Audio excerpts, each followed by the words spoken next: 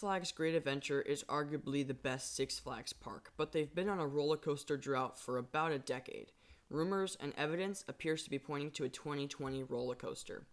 At the ACE event, Riding of the Bull, the park teased something that was big, fast, steel, and that would make headlines. To me, that sounds like a roller coaster. Secondly, we know that one of the reasons John Duffy was swapped with Jim Reed Anderson for Six Flags CEO is because this park was not receiving enough investment. Media points to Great Adventure seeing some big competition due to the American Dream Mall opening in April of 2019 with a couple of roller coasters.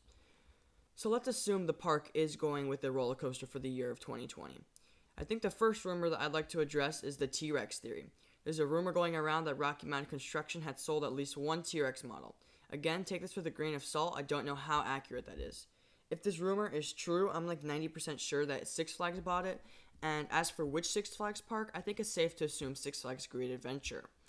While the Raptor Track model coasters are more than thrilling, numbers for Six Flags Great Adventure have increased rapidly, 9% in the past year, so they are growing extraordinarily fast. Even though they could build a racing Raptor model, think like a Mobius Loop, I'm not sure how that would compare to, the capacity of a T-Rex model, but we'll have to see. There's another rumor going around about a West Coast Racers or Max Force clone.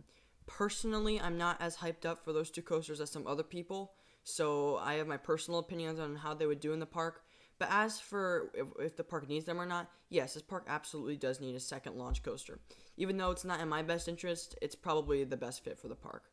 I do think that a cloned launch coaster such as Max Force or West Coast Racers, or something similar to those two, is pretty likely. If it's not a T-Rex track model or a clone launch coaster, I really don't know what we're looking at. I've seen rumors of an RMC topper or ground-up hybrid. I don't see that happening for a couple of reasons. For one, a topper track is 0% possibility because the park came out and said that the ride is steel and a topper track is wooden, and I just don't see them building a hybrid coaster next to El Toro because to the general public that would look fairly similar, and I don't know, it just wouldn't fit that well. That leads us to the next subject of the video, which is the location. The coaster will have to be mildly compact. Nothing too scrambly, but it doesn't have all the space in the world, which is what makes me doubt a B&M coaster. My proposed location, and what most people are guessing, is sort of behind / to the left of El Toro. So El Diablo is not defunct yet. However, it's closed most of the time based on my experience with the park, and it's probably going to get relocated to La Ronde in Canada. As for what the park needs and not exactly what they're going to get, I think that they need a second launch coaster, which could be what they're getting. A wing coaster could complete their B&M lineup. I just don't think that this area has enough space for that. And I think that a good RMC would also augment this park's lineup. Also, very likely. So, like I said, I think this coaster will really, really help this park. I also wanted to clarify that a 2020 coaster is just pretty likely.